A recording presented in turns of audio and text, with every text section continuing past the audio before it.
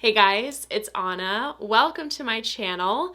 Today I wanted to talk about romantic perfumes. We are in the month of love, but I love wearing my romantic perfumes year-round. Romance is not seasonal. I'm just gonna dive right in to something new because I've gotten questions about this fragrance and I can't contain my thoughts any longer. This is the brand new Ave Maria from House of Bō. When I saw the notes first revealed on their Instagram, I'm not gonna lie, I wasn't even nervous.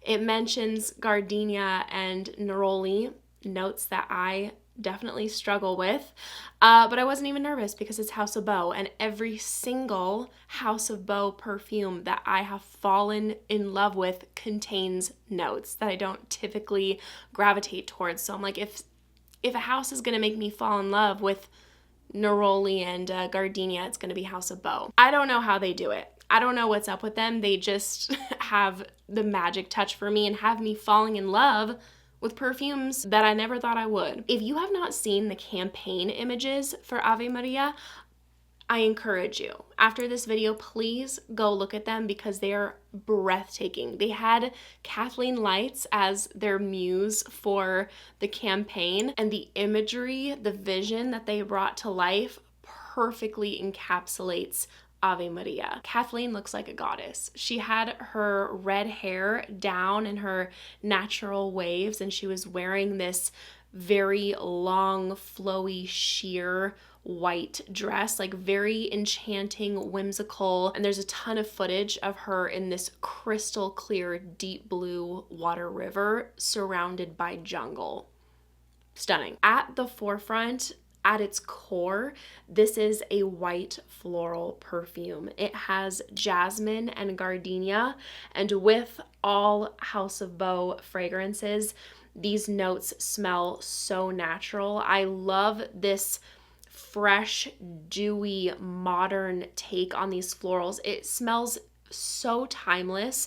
This is a perfume that could be someone's signature scent, and it can also be a wedding day perfume. The neroli adds to that freshness, and there's also raindrops listed, and I totally get that vibe, like that aquatic feel. If you enjoy Le Mar from House of Bō, I feel like you would also enjoy Ave Maria, but where Le Mar would be like the ocean, Ave Maria is like a freshwater river. Immediately when I smelled this perfume, I thought this is what a water nymph would smell like. I could also totally picture Arwen from Lord of the Rings smelling like this. It completely has this enchanting, mystical, sparkling luminosity to it, like sunlight dancing on water, creating those sparkles. They have captured that. This was the perfect choice for a stone cap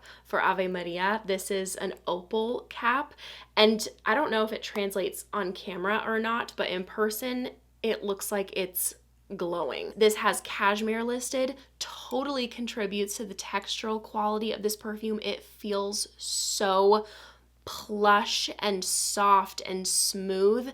There's a sweet pear in the mix, and it doesn't come off candied or super pronounced, but it really complements the sweetness of the white florals. For me, I get all of those top and middle notes listed. My nose doesn't pick up the oak, leather, or Merlot wine.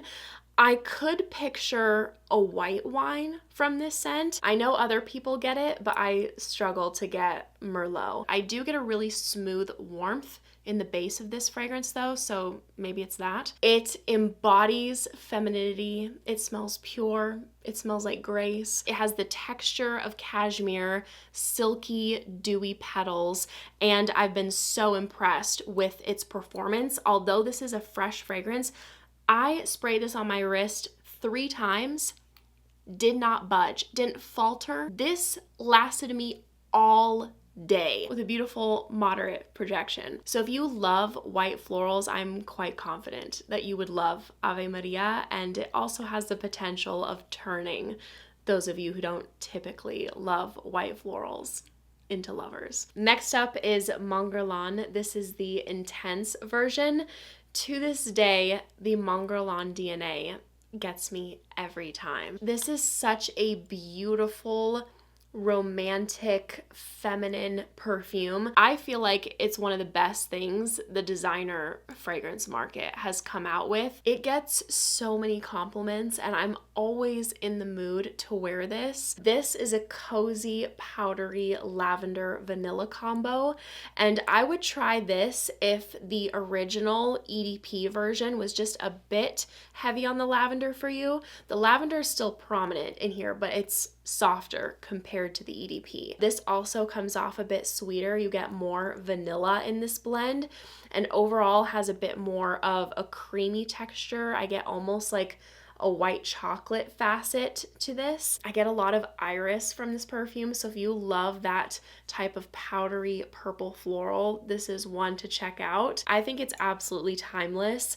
A lot of men, I've noticed, really enjoy the smell of this perfume. It has coumarin also sweetening things up, and then some sandalwood, benzoin, and patchouli in the base to ground it. I hope they never discontinue this or reformulate because she is a staple for me, and I get all day wear with a moderate projection. Next up is Sirène from Fragrance du Bois. This is a really beautiful dynamic cherry perfume. So it starts out smelling more sweet and creamy. I get the cherry and the lactones coming through. Those lactones are delicious. It smells like a vanilla cream or something is in the mix. Cherries and cream swirl hard candies come to mind when I smell this, and it is addicting, mouth-watering. It smells girly and pink, and then as it dries down, I lose the lactones, I'd say like about an hour and a half into the wear, and then you get this richness and depth coming through from the oud.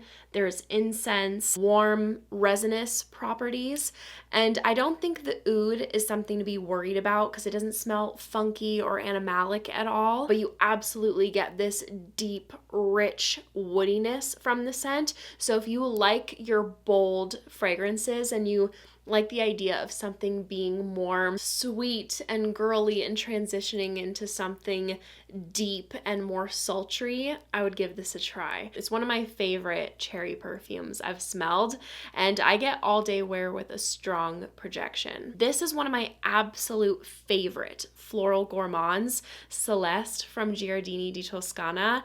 It smells like a fairy flying through a wildflower field. It smells so whimsical and enchanting and girly and sweet. Like, this is my favorite sugary violet perfume. It has a big dose of vanilla in here. If you love how the vanilla is done in Giardini di Toscana fragrances and you haven't tried this yet and you're down for like a powdery, sugared, candied violet, this is it. And it also has a beautiful, bright, juicy raspberry in the mix. Raspberry, violet, and vanilla are the main players in here for me. Like, that is front and center what my nose picks up. The vanilla is very creamy, sugared, sweet. And the violet, I feel like, just really brings in this enchanting character. This thing has really good performance. The ambroxan in the base really helps this last. I get about 8 hours with moderate projection. I have a rose saffron combo here. I feel like any rose saffron combo really gives off romance vibes, but this is Genesis from Brandt, and this rose saffron combo is so smooth. Definitely one of the most smooth executions I've experienced, and I think also a pretty beginner friendly, mass appealing version of this note profile. The rose is very modern. It has a velvety texture to it, and the saffron lifts it up. There's an airy sweetness to the scent. You have a cassis note adding to that, and it has a very smooth woody base. There's sandalwood in here, javanol, also cashmerean. When I smell Genesis, it just makes me think of the night of a proposal, like a trail of rose petals, candlelight, sweet, smooth music, and I get about 4 hours with a moderate projection. Another rose saffron, but done very differently, Elle que Lettre de Pushkar. This is hands down the most beautiful, syrupy, jammy rose I've gotten my nose on. Oh my gosh, it is sweet, it is smooth. You're getting this ambery warmth. It has the texture of honey. There's vanilla in here, some cozy nutmeg. It's so flirty and sensual, romantic. The execution is so smooth and well blended. It's difficult to pick out individual notes, except for, of course, the rose and saffron. Really well done scent, and I get all day wear with a moderate projection. My favorite Jasmin dominant perfume I've come across is Tom Ford Jasmin Rouge. This just smells so realistic to me, fresh, modern, delicate. The other notes in here are really more quiet and supporting to me. Jasmine is so front and center, but there is a slight subtle warmth coming through from ylang-ylang, amber. There's neroli adding to the freshness of this scent. There's some citrus. It smells like an absolute radiant woman in white. Elegant, classy. For myself, this is my favorite Tom Ford. I would not purchase this full retail price. The retail price is ridiculous, too expensive. I would not pay that. Get this on a discount site. I believe they carry this on Joma Shop, Fragrance Net. I'll link something down below. And I get about 6 hours with a moderate projection. I had to bring up a Delina because the Delina line is so romantic. This is Delina exclusive from Parfums de Marly. This is a stunning, more powdery, creamy, smooth version of the original. And if you didn't enjoy the tart rhubarb in the original Delina, this doesn't have that, but it still has that iconic lychee rose vanilla combo, and I get more vanilla out of this one as well. This one also has an added note of pear, has a bit more depth to it where the original is brighter. I can never get enough of this perfume. I am obsessed with this modern rose, juicy, exotic, lychee, creamy vanilla sweetness, the sensual, sexy musk, bit of incense and pear. It's so special. I also wanted to share an insane layering combo. This with House of Bō Bonbon.